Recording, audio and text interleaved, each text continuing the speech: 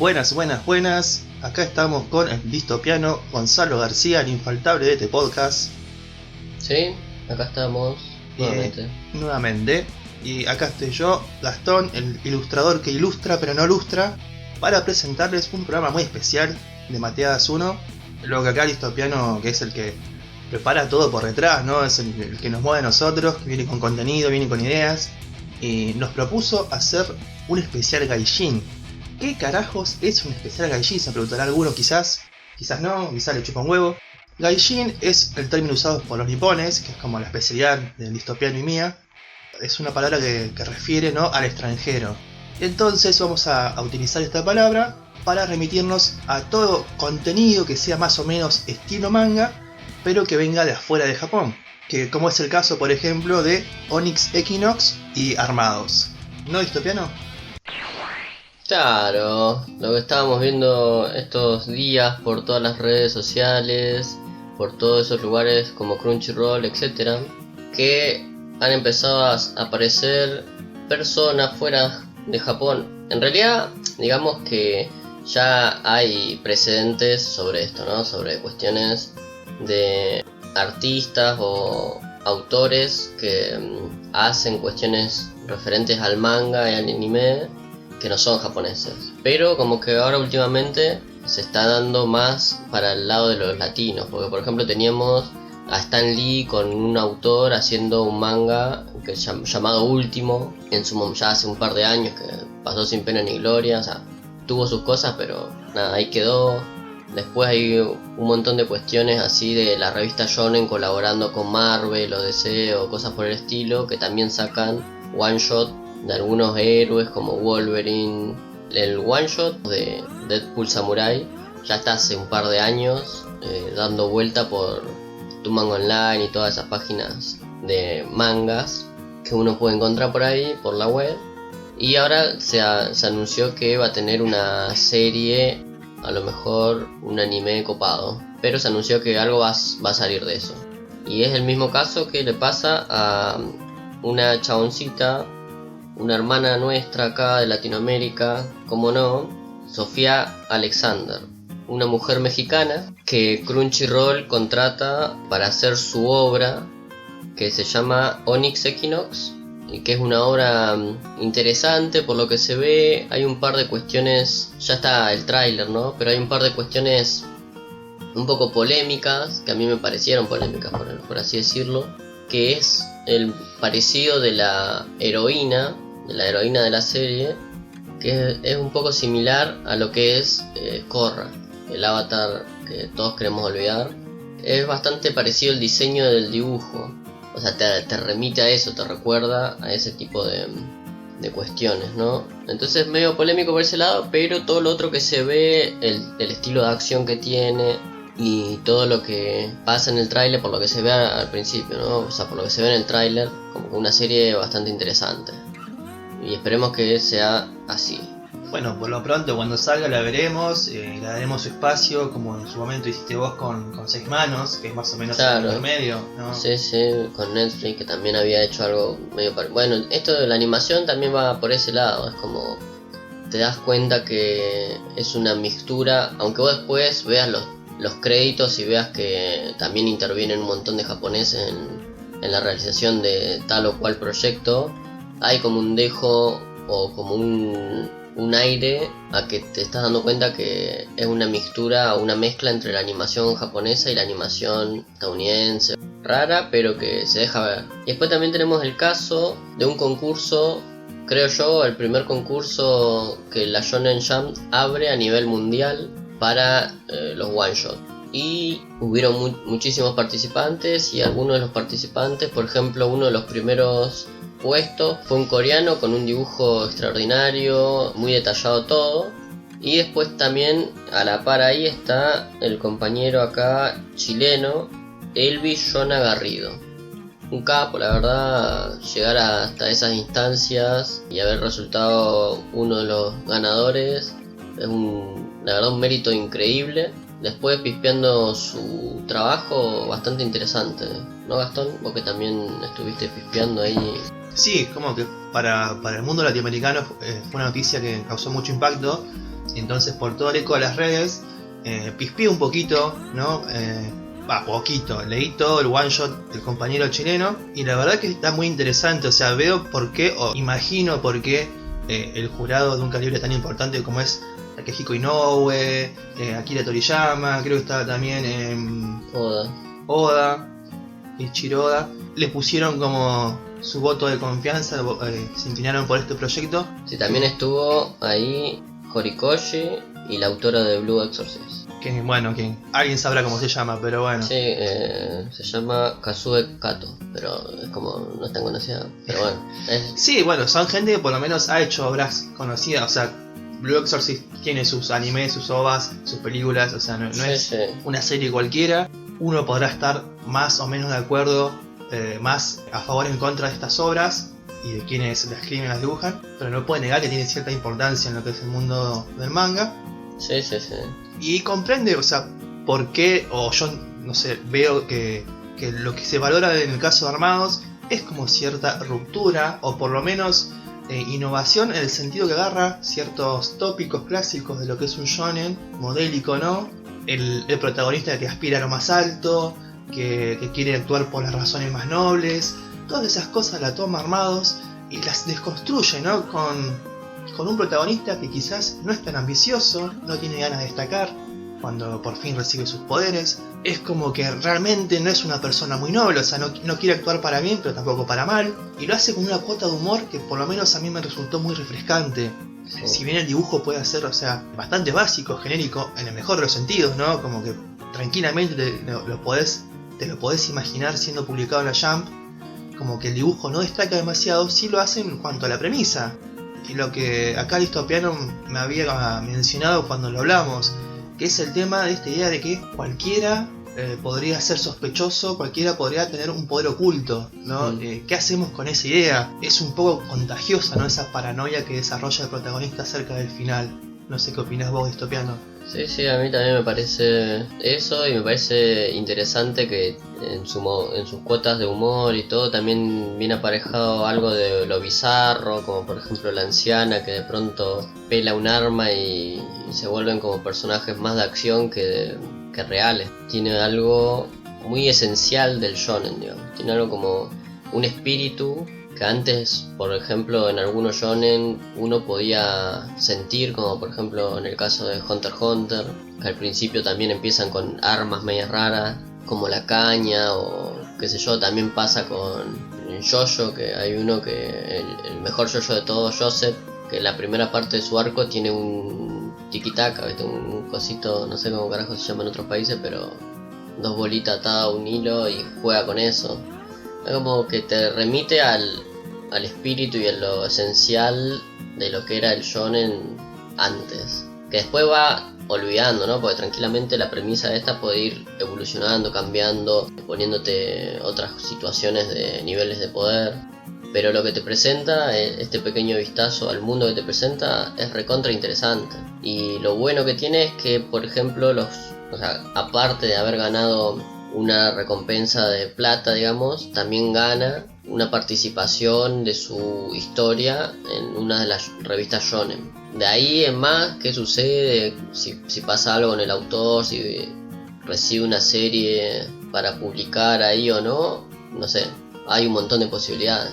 Así que sería bueno que algunos de estos hermanos latinoamericanos puedan ingresar en esa cuestión así, muy para los japoneses, muy reservada para pocos países, digamos, ¿no? Porque nada, así que por ese lado me parece copado que no solo hablemos de gaijin en el sentido de los coreanos, que hay un montón de coreanos en Japón ya triunfando, como el caso de Boichi, y que ahora le estén dando una oportunidad a otros países o otros lugares, es recontra interesante.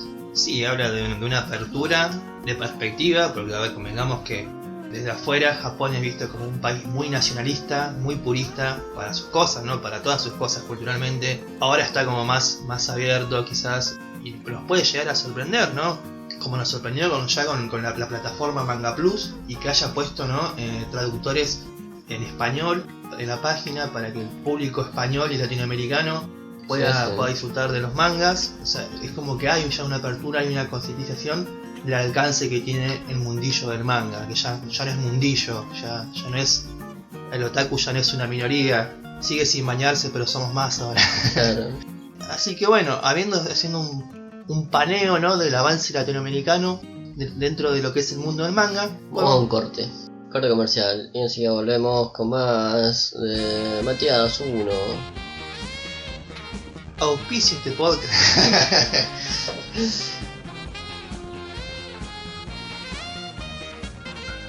Bueno, y pasando al sector gaijin como más clásico, por lo menos con más tiempo de participación en lo que es en Japón, nos encontramos con los manhwas, que es muy parecido a manga, pero no es lo mismo, o sea, es parecido pero no es igual.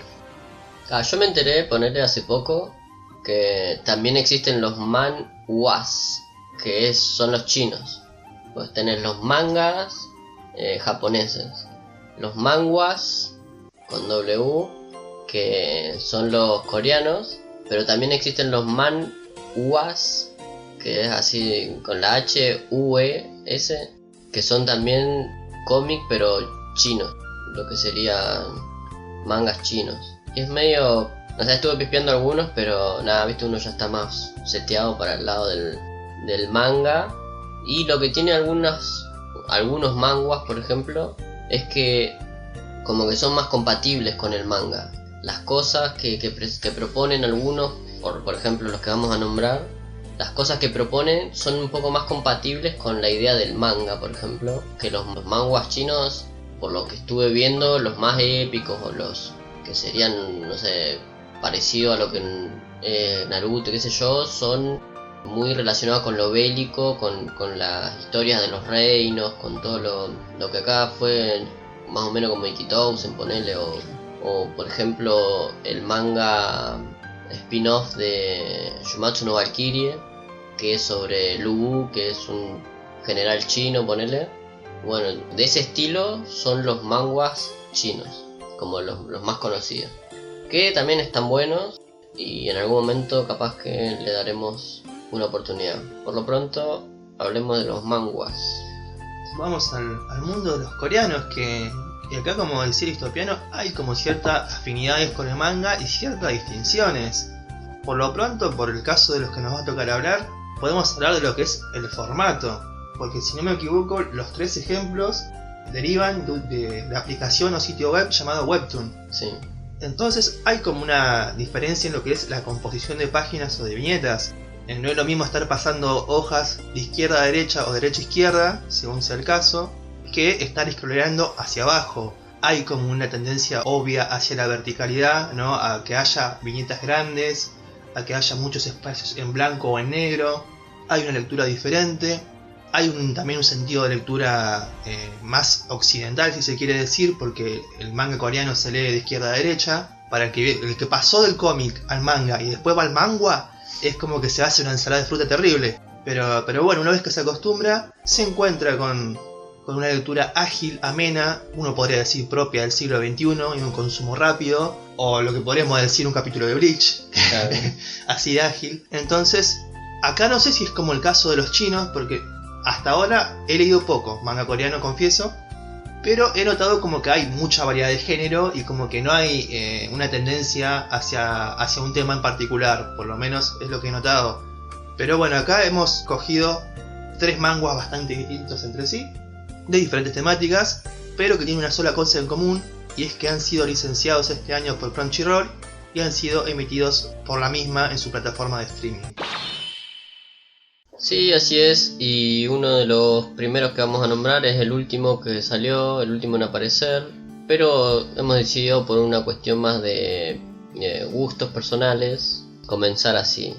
Y voy a hablar primero Nobles, un manhwa que se está emitiendo todavía en este momento, ya ahora a final de temporada va a estar finalizando más o menos, pero es un manhwa por un lado complicado de entrar a la historia, porque tiene 2 situaciones raras.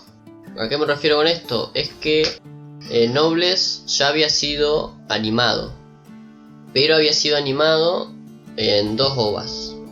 dos OVAs que un OVA te narra un poco una historia que no está muy apegada a la historia que de ahora, digamos, ¿no? No es tan relacionada, es como una historia aparte. Después está otro OVA que para mí es fundamental, que es uno de los OVAs que empieza ahí la historia, que te muestra cómo hay ciertos personajes que son salvados por el conde o son salvados por tal o cual personaje y se adhiere a su parte, o se adhiere a su grupo, se hacen amigos, nakama y todo lo que uno quiere. Entonces, si vos empezás a ver nobles ahora, o sea, si empezás a ver nobles, hay algunos personajes que capaz que a nadie le importa cómo están ahí, pero como que te das cuenta que no tiene el mismo nivel de confianza con algunos personajes que otros, por ejemplo, ¿no? Eso ya es algo para decir que para entender completamente la idea de los personajes o el por qué cada personaje interactúa de una manera u otra, hay que ver los dos OVAs anteriores, y son bastante complicados encontrarte, digo, porque yo estuve buscando, cuando me enteré de esto, estuve buscando un tiempo y algunos me encontraba con que tenían un doblaje medio raro, como los doblajes hechos del 2012, ponele. Así que es bastante complicado encontrar. Ya directamente no creo que no están dentro de la plataforma Crunchyroll y hay que buscarlo por otro lado. Pero bueno, la historia más que nada de Nobles es sobre vampiros, o sobre una especie de vampiros que te cuentan que antes la humanidad era débil y no podía enfrentarse a la naturaleza. Entonces, para poder enfrentar a la naturaleza tenían que estar bajo la sombra de un nobles. Y un nobles en esta historia es como un vampiro, es como un conde vampiro con su propio castillo que se pone en una parte del pueblo, por ejemplo, en un risco alto, para mantener a todos esos humanos, a esos aldeanos, a salvo. Y te cuentan que hay una relación media interesante entre los nobles y los humanos, porque los nobles son como que sienten una idea servil hacia el humano, pero no tan servil porque se posicionan en un lugar de nobleza, como si fueran los reyes. Entonces es como una idea media rara entre los humanos y los vampiros. Pero no importa mucho eso, porque en realidad la historia de Nobles no se trata de vampiros y no se trata mucho sobre cosas, sino que se trata sobre un conde que despierta en la época contemporánea y trata de relacionarse y aprender sobre estas cuestiones humanas. Entonces, ¿qué hace? Va a una escuela, y en la escuela tiene un montón de amigos, o sea, va sumándose a un montón de grupitos de amigos, tiene todas las cuestiones. Lo más interesante o lo más destacable de esto es que se trata sobre juzgandos o sobre ikemen, por ejemplo, que sería lo que en Japón le dicen a los hombres guapos, y más que nada los encontramos mucho en los yojo. Todos hombres, no sé, dibujados con la divina proporción o con cuerpos largos y estilizados, altos más que nada, con caras un poco tendiendo al hombre metrosexual, por ejemplo, más una cara un poco más afeminada, ponele, o unos gustos de moda y cosas por el estilo un poco más por ese lado. Eso sería lo que en Japón tienen la idea de lo que sería un ikemen, y también se relaciona un poco con el juzgando, que es como, no sé, digamos, el juzgando es el ideal femenino dentro de lo que sería el manga anime. Entonces, esto más o menos lo que trata la historia es poner en una historia de esas de juzgando, poner un vampiro y una organización de mafiosa, qué sé yo, que ponerle secuestran a un personaje, el vampiro va y lo ayuda, y pasan situaciones límite en las que se tienen que abrazar y bueno, cosas por el estilo. Que bueno, si pactás la idea de lo que te está tratando de vender, está bueno, está bien hecho, la animación no hay cosas malas en la animación, es bastante normal. Así que nada, me parece que tiene cosas interesantes, siempre y cuando te guste la premisa. Sí, o sea, para mí, que no lo vi, me da la impresión de que sería el target, ¿no? La misma gente que vio Vampire Knight. Claro. No, es bueno, acérquese a Nobles. Sí, tiene una onda similar así. Y nada, tiene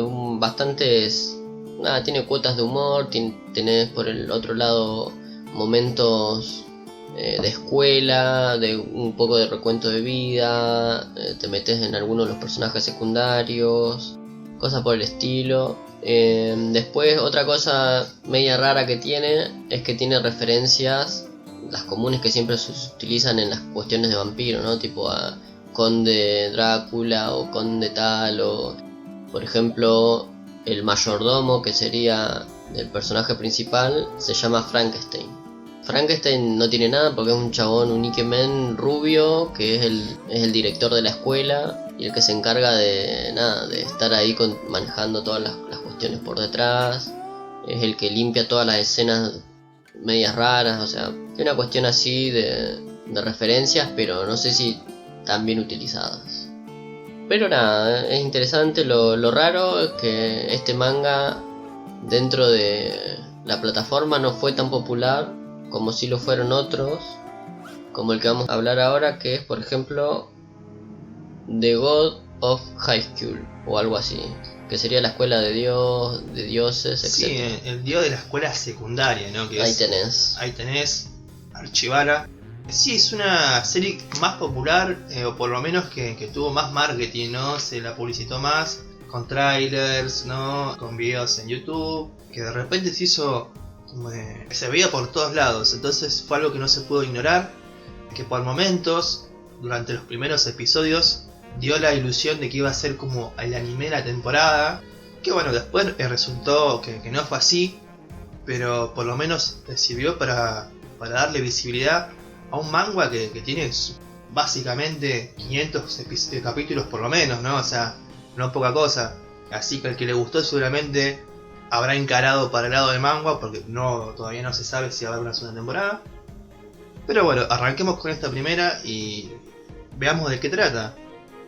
Básicamente tenemos a una facción del gobierno coreano, surcoreano por supuesto, no norcoreano, que arma así como una especie de torneo a nivel nacional, ¿no? Justamente este torneo que se llama el dios de la escuela secundaria, God of High School, que lo que plantea es establecer un campeón, y el campeón supuestamente puede pedir un deseo, y cualquier deseo que él pida se le va a cumplir.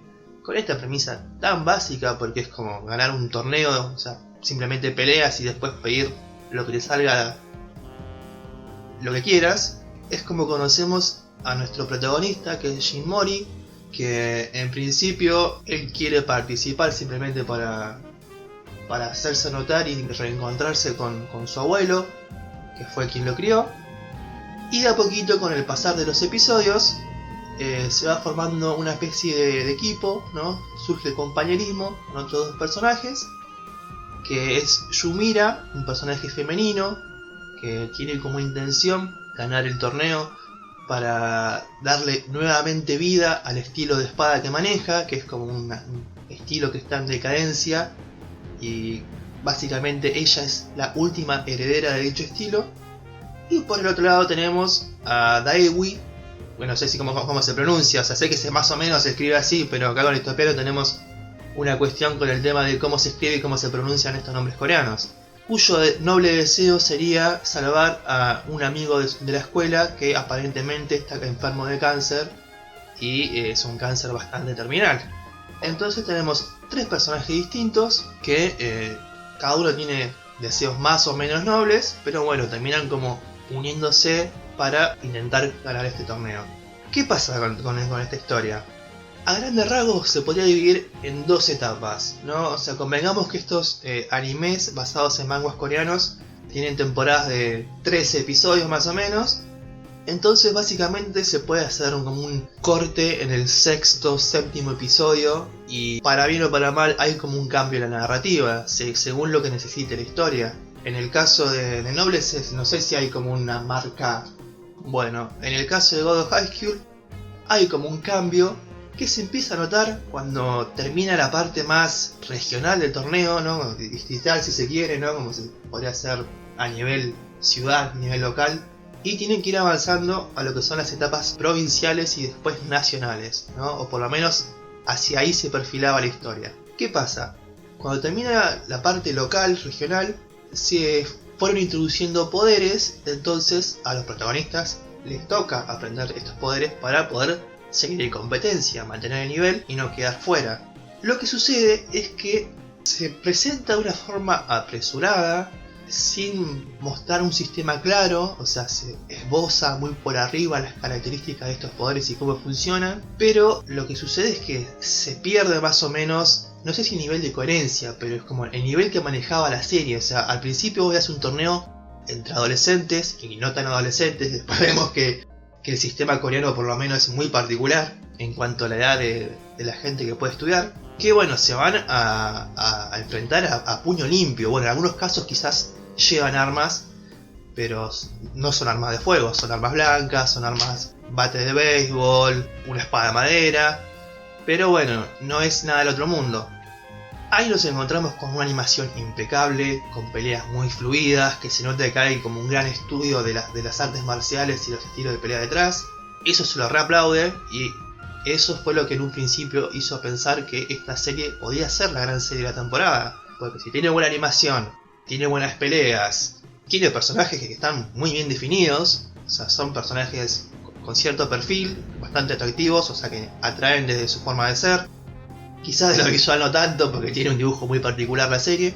Pero bueno, ¿qué pasa después? Que con estos poderes exagerados se rushea, ¿no?, la trama, el torneo parece que deja de importar, se empiezan a presentar diversas organizaciones, una detrás de otra, y una más oculta que la otra, y con motivos más misteriosos que otra. Se empieza a volver muy compleja la historia, y se empieza a apresurar la forma en la que avanza. El torneo ya es meramente anecdótico, los supuestos conflictos o deseos o motivaciones de nuestros protagonistas medio como que se resuelven y dejan de lado muy rápido, y se empieza a profundizar en lo que es básicamente lo espectacular por ser espectacular. Peleas con poderes masivos, ¿no? O sea, básicamente vemos hordas de criaturas invadiendo ciudades o entes gigantescos cruzando el cielo para atacar a la ciudad. Hace unos episodios veíamos gente peleando a puño limpio, y después vemos gente capaz de teletransportar a todos los ciudadanos de una ciudad de un rincón a otro. Es como que se pierde mucho lo que es la verosimilitud de la serie, ¿no? De cómo pasamos de un torneo de golpes a tirarnos genkidamas y a invocar Megazords, y básicamente pasar de lo que era el examen Chunin de Naruto a pasar a la gran guerra ninja, con pactos que no quedan del todo claros porque el sistema de poder, de nuevo repito, no queda bien explicado. O sea, hay una idea de que hay un sistema de energía y que para acceder a ese sistema de energía hay que hacer como una especie de pacto con alguna criatura o divinidad. Y acá entra el tema de las subjetividades, el tema de cómo puedes usar un poder, y obviamente las jerarquías en los panteones religiosos. Porque sí, a ver, yo que sé, obtuve el poder de invocar una espada porque un duende me lo dijo, me lo dio, y viene otro y yo invoco el poder de Susano, y cagaste, porque jerarquías, y sabemos que Susano es una de las grandes divinidades japonesas. Pero bueno, acá, por más que sea un manga coreano, hay como divinidades que no sé si tendrán correlación, pero por ejemplo aparece el zorro de 9 colas, aparece el mono chino de Sun Wukong. Sí, hay ciertas cuestiones ahí medias raras con las ideas de los dioses que pueden intervenir o no. Porque, por ejemplo, la pibita que está dentro del grupo, en realidad no sé del todo, pero tenía un dios, o creo que era la espada lunar, algo así. Claro, el estilo era de la espada lunar, y con el avanzar de la serie básicamente conseguiría ser, no sé, diría poseída por el espíritu del Wu, porque era un general chino a caballo. Ah, sí, tenemos. Eso no me acuerdo, sí. Entonces tenemos el prota que tiene el poder del Rey Mono, ¿no?, de la gran leyenda que inspira a Dragon Ball. Y por otro lado tenemos a Mira, que tiene ni más ni menos que el acompañamiento, un pacto con el general chino más conocido. Pero sí, bueno, si vas a poner al Rey Mono y el general chino, y como que el Rey Mono pesa más. Claro, pero después de pronto tenés que uno de los guardaespaldas tiene a una figura que es el Joker, por ejemplo.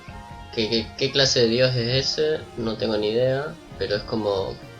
ya a ese nivel ya parece como si fuera un stand de JoJo, más que la idea de invocar un dios o invocar la fuerza de un dios, por ejemplo. Eso es algo medio raro. Después también igual, la cuestión del rusheo de la serie medio que ya del principio medio que lo podías ver que iba a terminar mal o que iba a terminar en esto, porque hay como en los primeros 2 episodios que se tendrían que centrar en los personajes que están luchando o qué sé yo. Es como que en un momento te muestran una elipsis de algunos luchadores que pasan así nomás, tipo la mina que utiliza la lucha libre es como que es un ratito nomás, ni la conociste, como que no se adentran en eso. Entonces como que ya desde el primer momento se veía una especie de apresurarse esto y contar más lo otro. Para mí la idea de apresurarse a contar lo más espectacular también le juega en contra, porque te muestran en un momento que todo este conflicto que se arma es sobre una llave. Es para conseguir una llave que no sabes si existe o no, o si es una persona o no, y que nunca te dicen para qué es la llave, para qué es la llave o por qué se busca la llave. Es como medio raro en ese aspecto. Y después otra de las cuestiones que tiene también esta animación, que a mí no me molesta ni nada, pero es la idea de las narices coloradas, que hubo muchísimos memes alrededor de la idea de las narices coloradas.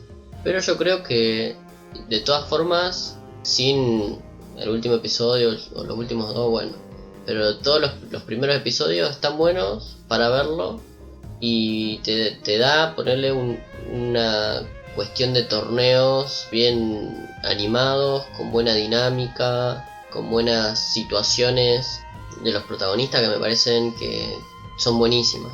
Aunque estén un poco rullados, me parece que son buenísimas. La animación cumple las expectativas hasta ahí. Yo creo que no sabían cómo finalizar para que sea un gancho para seguir haciéndolo o para seguir vendiéndolo, y como que quisieron mostrar muchas cuestiones espectaculares al toque.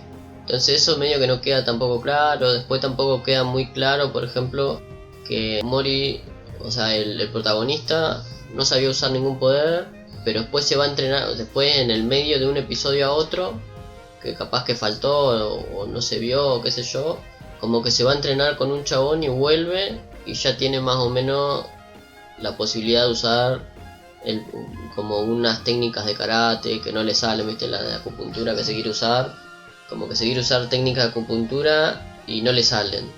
Pero y el entrenamiento de cuando aprendió esas técnicas, ¿cuándo pasaron? Fuera de cámara. O Sí, capaz sí. que en el manga pasan, pero o no sé cómo será.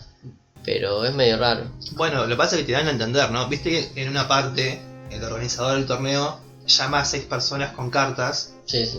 Bueno, y supuestamente el viejito es el que le enseña al protagonista, ¿no? Pero te dan a entender. Lo dice, yo le enseñé esas técnicas. No te muestran cuándo. Sí, pero dice, fuera de cámara. claro, es como... Yo le enseñé esas técnicas fuera de cámara. Porque Y así- por eso la aprendió mal, porque estaban fuera de cámara, no tenían el poder de los espectadores. Bueno, no sé, es medio raro, pero está bueno. Sí, a ver, sabiendo esto, como que después va a haber una especie de desproporción de escala, ¿no? De la magnitud de la historia, se puede ver. Yo creo que sabiendo esto, sabiendo a qué te vas a enfrentar, lo podés disfrutar. Y si no, podés disfrutar básicamente, tranquilamente, lo que es la primera mitad de la temporada, ¿no? Hasta que finaliza de cierta forma el torneo, que como repito, la parte regional, omitiendo obviamente el capítulo del episodio de la supuesta boda, que ese creo que es el 4 por ahí. Que ese es un episodio que, bueno, para mí Sí. desperdiciaron completamente. Sí, no estaba. Podrían haber usado para desarrollar un poco más el sistema de poder o meter más info. Claro. Bueno, los primeros 3, 4, 5 episodios, quitando de la boda, son muy disfrutables. El anime tiene un opening que para mí es súper movido, pegadizo, es muy pum pum para arriba. Las peleas, las coreografías están muy bien. Si bien, como decía el Distopiano, hay personajes como la luchadora libre, el tipo de anteojos con el bat de béisbol, y uno que creo que hacía como capoeira o algo así. Parece que van a ser muy importantes porque de hecho aparecen en el opening, y está como esta cuestión cultural de que si un personaje aparece en el opening es porque es importante y va a tener relevancia.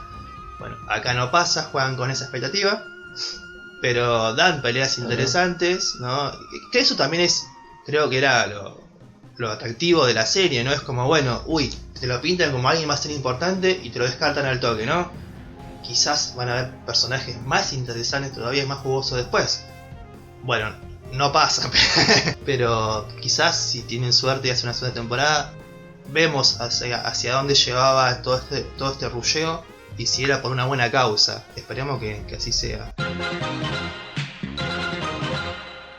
Y bueno, y ahora vamos a pasar al lo que yo digo, o por lo menos lo que a mí me parece, que creo que Gastón también, uno de los mejores manguas animados y el primero que hizo Crunchyroll en este año, en este segmento de manguas desarrollados, que es Torre de Dios. Está enteramente desarrollado por Crunchyroll. Los otros, por ejemplo Nobles, está desarrollado por Production IG, o sea, en colaboración, digamos, ¿no? En colaboración con Crunchyroll y Production IG. Y la escuela de Dios, la escuela de esta gente de dioses o qué sé yo. La noche de las narices rojas. Claro. O no tan dioses, pero bueno, está desarrollado en conjunto con MAPPA. Por eso se puede ver que el dinamismo en la animación y todas las cuestiones bien animadas es porque justo es la misma que está desarrollando ahora Jujutsu Kaisen, ¿no?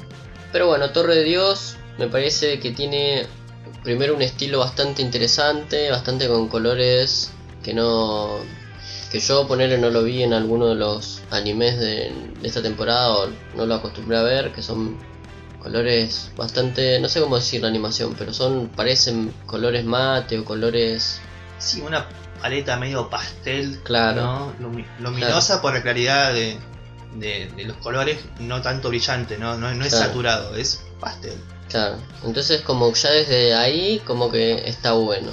Pero después la premisa es sobre que hay una torre en algún lugar del mundo, hay una torre gigante, tiene un montón de situaciones dentro, y que el que llega a la cima de la torre puede ver el espacio, las estrellas, no sé qué cagorcha, y bueno, a lo mejor convertirse en Dios y hacer un deseo realidad, o esas cosas que siempre pasan en esta serie de shonen. Pero entonces tenemos un protagonista que aparece de una manera misteriosa en la torre, y ya desde el principio te muestran que tenés dos maneras de escalar la torre, que es por un lado la manera regular, que es la manera de la gente que se presenta a hacer pruebas a la torre, y hay una serie de organizadores que te dan las pruebas y vos vas ascendiendo con un puntaje y un montón de cosas así medias burocráticas. Y tenés otra forma que es una forma irregular, que estás viendo un grupito, una party que trata de escalar la torre por otro lado. Y el protagonista aparece de una manera irregular en la historia, pero de pronto se suma a la cuestión de tener una party, tener un grupito de personas y escalar la torre de manera regular, y empieza a aprender las reglas y empieza a encontrarse con un montón de amigos. Y lo que tiene bueno es que las pruebas o las cosas que tiene que ir pasando son bastante variadas, y eso como que le da una vuelta bastante interesante, pues son pruebas con condiciones de fuerza. La primera, por ejemplo, que es la que más me atrajo a mí, por eso lo continué viendo, que era un Battle Royale, a hacerse mierda entre todos, y los que quedaban pasaban a la siguiente ronda. Me pareció muy genial esa prueba, y de ahí ya el prota empieza a tener su grupito, que es el Kun Agüero, el amigo del chabón es el Kun Agüero. Acá Gastón se está tentando porque bueno, se llama Kun Agüero ponerle el chaboncito, ¿no? Pero es muy difícil. Te juro que no me había dado cuenta. Claro, o sea, en realidad tiene otro nombre, porque es esta cuestión que decimos que se escriben los nombres de una manera, pero se pronuncian de otra. ¿Qué pasa con los manguas, no? Y entonces en la traducción vos lees que dice, o sea, en el doblaje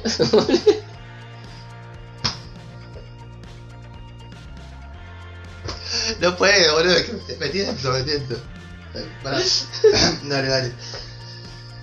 No, y en el doblaje vos lees que dice, bueno, algo así similar, ¿no? Entonces uno no puede no relacionarlo con el jugador de fútbol. Pero bueno, y después tenés a otro compañero que es un lagarto, también para mí uno de los mejores personajes, muy copado todo, que le gusta el chocolate. Y bueno, y van escalando la torre, a medida que van subiendo situaciones, se encuentran con personas que te dicen una cosa y que organizan situaciones y hay misterios por detrás, toda una cuestión de misterios y de traiciones y de conseguir información y que no. De pronto te dan unas situaciones así medias interesantes sobre princesas que tienen a cargo unas espadas medias raras, que el protagonista le prestan una, la pierde, la vuelve y cosas por el estilo, ¿no? Y hay como un cúmulo de situaciones que, aunque parecen que podían llegar a entorpecer la trama, en realidad como que la van complementando, y el nivel de información o el nivel de formas en la que esos objetos o esas cosas aparecen en la historia la van lustrando un poquito más, como que le van dando más sentido al protagonista, pruebas que intentan pasar. Es lo que podría decirse, ¿no? Como en comparación con la escuela del dios de la secundaria, que como que los elementos te lo va presentando de a poco, y siempre Claro. hay un elemento nuevo que va complejizando la trama, que va profundizando en la historia de los personajes, que en principio algunos tienen como motivaciones un poco misteriosas, como que te dan a entender un poco de su pasado, pero solo un poco. Claro. Entonces tiene como una narrativa más medida, quizás, con un avance más paulatino, y eso se disfruta, ¿no? Que en cada episodio descubrís una cosa nueva de ese mundo, o de las pruebas, o de qué implica ascender. Siempre hay algo, un elemento que le otorga cierta novedad.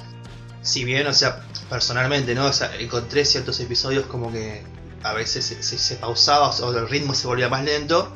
En su mayoría es una temporada muy disfrutable, que siempre estás esperando más. De las tres, es la que tiene los mejores cierres a nivel de cliffhanger al final de cada episodio.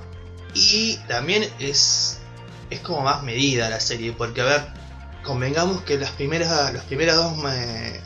dos animes, ¿no? Nobles y God of High School, están más o menos ambientados en lo que es el mundo real, ¿no? Y en el caso de Torre de Dios, no se sabe bien dónde está ambientado. ¿Y qué pasa? Vamos de la mano de un protagonista que aparentemente no tiene memoria, no sabe quién es, no recuerda mucho de su tiempo pasado antes de entrar a la torre, ¿no? Solo sabe que estuvo un cierto tiempo, no se sabe cuánto, con una tal Rachel. Y entonces es como que vos entendés que es natural que no sepas demasiado del mundo, porque el propio protagonista no sabe demasiado. Entonces se habilita un conocimiento o experimentación a partir del propio progreso del protagonista. Incluso en un punto él le pregunta a uno de los examinadores, ¿no? Pero entonces toda la gente que vino acá a la torre para subir nació cerca de la torre. Y al examinador le parece una pregunta como muy obvia, ¿no? Como algo muy natural, dado por sentado. Le sorprende la pregunta y le responde sí, o sea, nacieron todos por acá. Y entonces es como que el protagonista se queda como recalculando, porque claro, para él es información nueva. Él que la apariencia parece ser humano y que estuvo con Rachel, que también es de forma humana, se encuentra rodeado por gente que tiene características diferentes. Algunos tienen alas, otros tienen cuernos. El compañero este que es medio reptiliano, ¿no? Le dicen cocodrilo, le dicen caimán. Hay una piba que es media verde y tiene cola de lagartija. Hay una gran variedad de seres y es como que eso se naturaliza. Entonces es que por un lado necesitas explicaciones y por el otro lado te haces a la idea de que estás en un mundo fantástico donde muchas cosas pueden pasar sin una explicación porque son naturales en ese mundo y a vos no te queda más remedio que aceptarlo. Entonces es como salir mejor al paso con los elementos fantásticos que van renovando la historia, me parece a mí. Sí, así que nada, está muy buena. Para mí vale la pena. Para mí es la que más recomiendo, quiero decir. Y la que más ganas tengo de que tenga una segunda parte. Más que todas las otras, ¿no? Pero bueno. Sí, podemos comentar a grandes rasgos el final, que, a ver, si viene... No, sin spoilear. Sin spoiler. Porque, a ver, hay una razón por la cual Listopiano tiene ganas de que haya una segunda temporada. Porque el final termina de forma, no sé si decir abrupta, pero es como en un punto inesperado. O sea, es como que parece que las pruebas por subir a la torre van a continuar, pero te deja un montón de cosas abiertas por lo que pasa justamente en los últimos episodios, ¿no? Con el grupo protagonista que parece fragmentarse de cierta forma. Entonces es una decisión un poco rara terminar la historia ahí. No digo que sea desacertada porque claramente genera un hype increíble, todos tenemos ganas de ver más de Torre de Dios. Bueno, todos los que hayamos visto la serie. Y la verdad es que para hacer un producto hecho, si es así, enteramente por Crunchyroll, está muy bien hecho. Porque quizás, a ver, yo le comenté a Distopiano, a mí me parece que es, por lo menos en comparación con God of High School, con Intervino Mappa, la animación de Torre de Dios es un poco más humilde, porque tiene una buena paleta, tiene buenos fondos, pero me parece que el tema de las luces y el sombreado hace que los personajes sean un poco planos, a mi parecer. Sin embargo, cuando se trata de utilizar el sistema de magia de este mundo, y cuando se trata de las peleas, se vuelve bastante dinámico, se vuelve bastante atractivo visualmente, ¿no? Por el uso de los efectos, la fluidez de los movimientos de energía, los colores intensos, que en cierto punto, haciendo una comparación mal y pronto, así como muy rápido, podría ser parecida a esos recursos medios poéticos que aparecían en Kimetsu no Yaiba cuando hacían los movimientos, ¿no? Sí. Las respiraciones, con este elemento que se llamaba algo como Shinsu, algo así, ¿no? La energía de Torre de Dios. Así que creo que si el Distopiano la recomienda tanto es porque es la más completa de las tres. Tenés una animación bastante decente, tenés una historia que tiene un buen ritmo, y tenés una historia con un mundo súper rico, porque es un mundo fantástico que lo podés expandir hasta donde vos quieras. Sí. Te deja un montón de elementos a desarrollar, cómo se eligen las princesas, de dónde salieron esas armas que poseen ellas. Las espadas están buenísimas. Las espadas están buenísimas, cada espada tiene su habilidad propia, parece que tiene cierta voluntad propia también, algo así como la Zanpakuto en Bleach. Básicamente pueden elegir a su forjador. No sabemos nada de la torre porque toda esta primera temporada son pruebas y pruebas y pruebas para que los personajes puedan recién comenzar a ascender en la torre. A mí lo que se me ocurría a lo largo de la temporada, estableciendo cierto paralelismo, era comparar esta temporada con el examen del cazador de Hunter X. El tema de que hay una etapa como más o menos individual, de repente se empiezan a formar equipos, obviamente hay amistades y enemistades, hay pruebas más psicológicas, ¿no? No todo se resuelve con la fuerza, hay mucho factor estratégico, psicológico, hay equipos que su objetivo no es solamente ascender, sus objetivos son otros, entonces piensan las pruebas de una manera distinta, y siempre está esta supuesta alternativa de que el examinador propone pruebas más difíciles a cambio de ingresar más pronto a la torre, si no dan a entender de que las pruebas serían muchas más, ¿no? Y eso es lo que de repente me deja también con dudas. ¿Cuántas pruebas van a hacer para ingresar a la torre? Porque parece ser un montón. Y nada, quizás lo que me resultó también curioso y como que bastante no me terminó de cerrar, quizás pase después, es el tema de las posiciones, ¿no? Que te presentan como a mitad de la temporada, estos roles, ¿no? El pescador, explorador, el farero, porque si de repente presentás el sistema de magia, yo esperaría que todos fuesen capaces de usar este sistema de magia, en menor o mayor medida, y entonces es como que me resultó medio raro. Para mí es como las posiciones que tiene en World Trigger. Sí. Porque yo cuando estaba viendo me parecía medio similar. No igual, pero similar. Es como que tenés por un lado gente como los que analizan en World Trigger, ponele. Acá tenés chaboncitos, ponele el Kun Agüero que también es más estratega. Después tenés la gente que solamente utiliza el poder mágico. Después tenés la idea de los snipers en World Trigger. Para mí es como diferentes roles que pueden utilizar los guerreros usando magia o no. Sí, en todo caso se presentan, ¿no? Como otras alternativas, como lo son las armas de activación, claro, que parecen un recurso muy potente, pero que tampoco lo desarrollan todavía demasiado. Es como que te dan al pie para un futuro desarrollo. Y lo más interesante por lo menos para mí, de todo este anime, es la intriga. Porque no tenemos en claro las intenciones de nadie, o por lo menos de quienes manejan los hilos por detrás, ¿no? Parece que quienes establecen estas pruebas, ¿no? Quienes examinan a los candidatos para subir a la torre, tienen ciertas intenciones, eso interviene en el desarrollo de ciertas pruebas, hay como una agenda oculta. Por el otro lado está el dios de la torre, que tiene como gente a su servicio, y a las princesas, y tenemos como ciertas princesas rebeldes, que algunas se mueven por capricho, otras tienen ganas de venganza.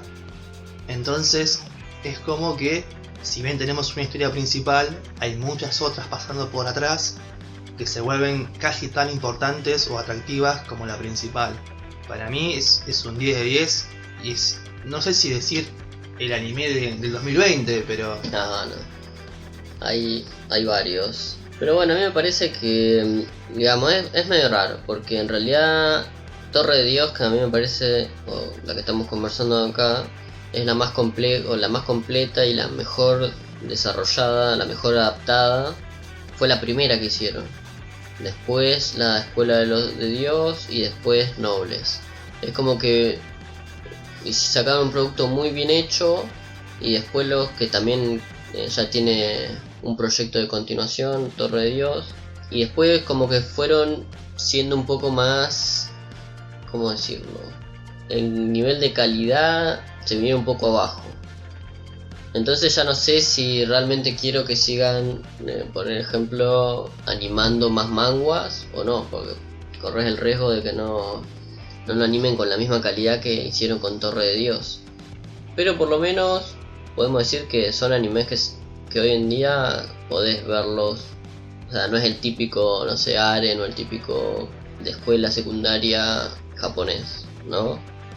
Tiene cosas muy interesantes, a pesar de que hayan sido animados realmente bien o no. Sí, o sea, también más allá de que hubo resultados dispares en cada uno, fue como, ¿no? una iniciativa que tuvo Crunchyroll.